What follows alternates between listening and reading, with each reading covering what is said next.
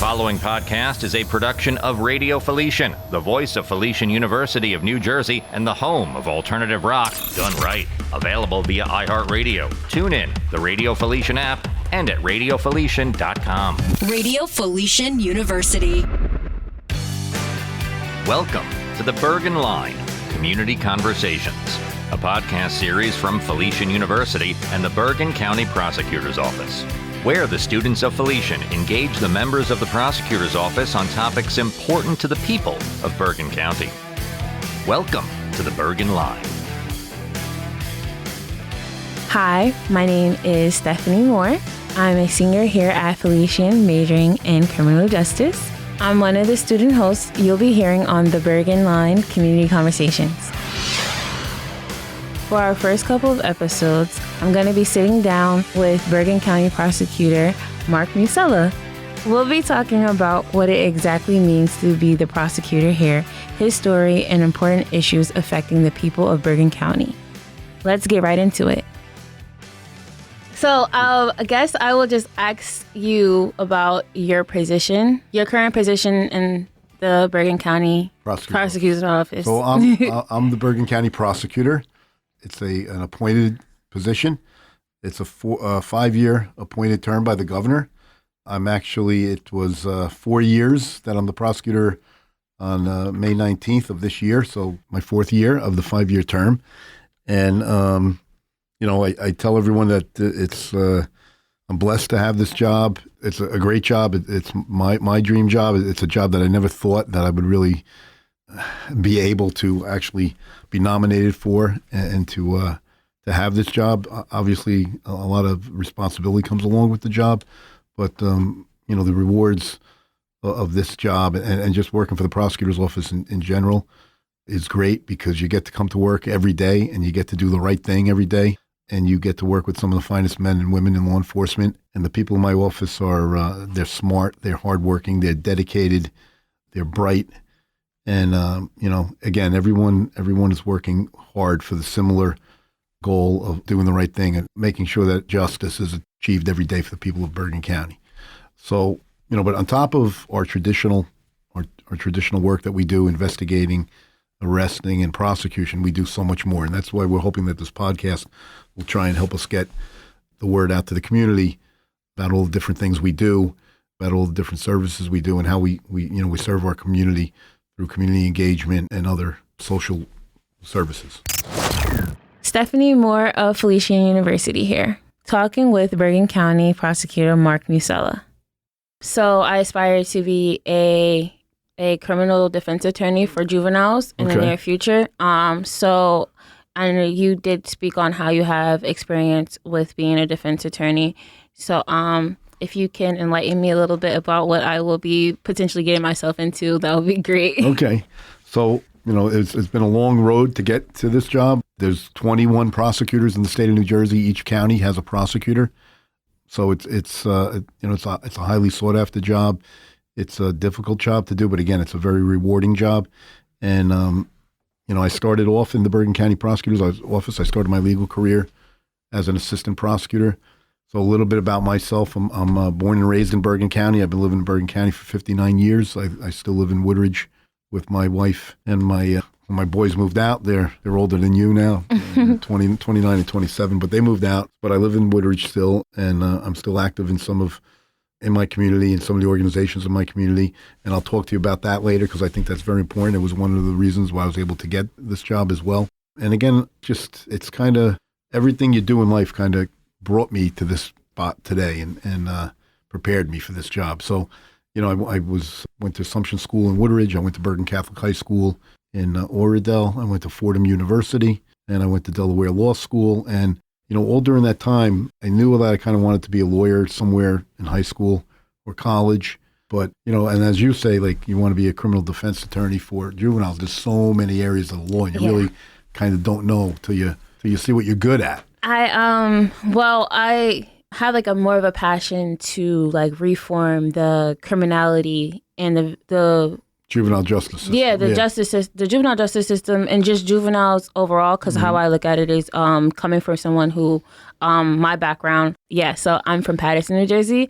I also have moved and I lived in Philadelphia as well. So I come from a single parent home, and I'm the oldest of 4. Great. So I have seen many trials and tribulations throughout my life. And due to being African American, it comes even harder in certain communities. And I just took it as more of a win than a loss. Not a lot of my peers can say that, but I hope to encourage upcoming generations that they can take the things that they feel as though enable them and use it to reinforce it and find something greater. And with that, it comes with having that belief system that a lot of people lack. I don't see a lot of it in my community already, like being home and transitioning from living on campus to now staying back at home. It's a little weird for me because it's not weird, but strange to be back in that environment and knowing that I have the potential to change it, and I just don't know how to yet. So not fully being hands-on at the moment, but eventually I will. So I want to show young people that they can do anything that they want to be. Like, just because you are born here and you're raised here, and that doesn't mean anything. I'm going to be the first generation for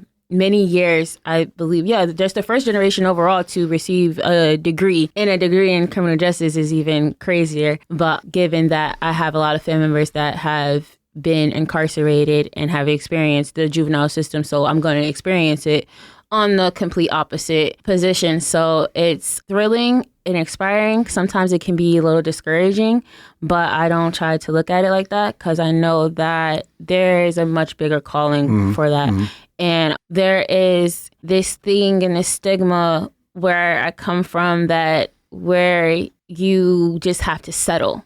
And I don't want that mindset to continue on to the upcoming generations. I want them to thrive and to see more, to prosper, because there is so much more. Just living here on campus, I have seen so much more. At first, I wasn't even open to walking. I'm just like, oh no, I can't do that because of many reasons, being a female, being African American in his community. And it's just like, those are only block ways that I have in my mind.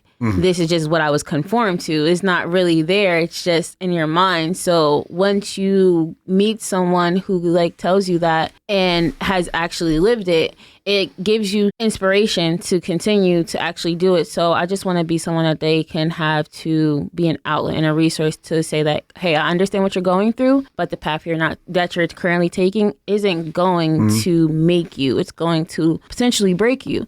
And it's only if you have the will to say, I'm going to take over my life and do something with it. This is the Bergen Line, Community Conversations. Listen, a lot of the things you said there make a lot of sense. And a lot of the things you said there kind of play into a lot of what we're doing in the office as well. And I think that you're, number one, you're a great role model for the people in your community. Thank you. And I think number two, a lot of the things you said about giving back and helping your community is a lot of things that we're interested in as well. And, through community engagement, which is really a big part of my job now, is really 90% of what I do. I do a lot of administrative, but I do a lot of community engagement. I'm out every day, or a member from my office is out every day with me or by themselves with other detectives or other assistant prosecutors. And we're talking to the high school kids about a career in law enforcement and about trying to encourage them, if not a career in law enforcement or a career as a lawyer or a career in government, a career in public service. And we're trying to encourage our young people to like what you said, you can do it. If you put your mind to it, doesn't matter where you start, it matters like where you finish, right? Right. So like even with me, like my dad was an immigrant. My dad came from Italy. I'm the first in my family to get a college degree as well. My mother had a high school degree. My father had an 8th grade education. And he left Italy when he was 19. He went to Switzerland. He worked on farms. He went to Canada. He worked in factories. And, he didn't really even come here till he was 35. Wow. And so growing up, I was always pushed that my dad came here for a reason. He came here to make the family better and, again, to make a name for yourself, so to speak, or just kind of make him proud. And it was always about, in my family, I saw, and a lot of like what I have now, the way I treat other people. Again, you get that from your parents, right? Yeah. You learn from your father. My father always taught me, and my mother always taught me to treat everyone with dignity and respect. And that, again, part of full circle is how I got here today, because you are nice to people, you help people, you treat people the way they want to be treated, you want to be treated, and it comes back to you full circle in the end. And I think a lot of what we're talking about here kind of brings me to where I am today as well. It kind of all will tie up But a lot of the things you said are important. Like even in my community growing up, it was a lot of kids were not going to college in the 70s. It was more like, you go out, you go to high school, you kind of get a job. But my parents always pushed, college education. And my mother used to always say, be a doctor, be a lawyer, be an architect, not really even knowing what that entailed, but just kind of pushing me to be a professional. It was, I got so many role models in my life, teachers and my parents and my aunt and my uncle, and just in people you meet along the way as well. And there's always in the back of your mind that you're going to do the best job you can, but there's always in the back of your mind, I don't know if I can do that. Right. But it kind of pushes you to work harder. So the Bergen Catholic High School, and again, that was a culture shock for me as well. It was an all-boys school. It was northern Bergen County. I was more like lower middle class. That was an eye-opening experience as well, because a lot of the kids there are A-type personalities. It's an all-boys school. Like, I wasn't that good in sports. I tried out. A lot of the kids there. Me and sports don't work out. Do not throw me a ball. So it was more like, let me study hard and let me see what I can do. And I'm very good in reading and writing and public speaking. I wasn't like afraid to do that. So that also then pushed me toward a career in law. And you find your way. Right. Like so. And I went to law school. Throughout all these high school, college, law school, I had part-time jobs. And I always, like, when I go talk to the high school kids, I tell them, I believe part-time jobs are very important because it helps you build your common sense, gives you kind of street cred. You kind of see you learn how to deal with people, talk to people, and who is maybe trying not being honest, totally truthful with you or being honest with you. And all that stuff, pick up these things along the way. They not only add to who you are, but these are skills and experiences and knowledge that you use later in life again. So all those things, all those part-time jobs I had, it helped me deal with people, helped me deal with clients, helped me deal with jurors, be able to talk in front of a juror and maybe think what a juror wants to hear, what a juror is thinking. So the ShopRite, I worked with my father in part-time construction. I was a dishwasher. I pushed carts at ShopRite. I was a waiter. So I did. That's impressive. I was a paper boy. I had 12 different jobs. Wow. I don't think we have those anymore. Yeah, no, they don't have that anymore. I don't think we have that. I'm aging myself. I think we just I get the notification on my phone with the news and what's going on. It's just So part-time jobs are very important, and then internships are very important too. Like I did work during law school in a tax clinic, and I clerked for a judge. And after I graduated law school, I was very fortunate enough to.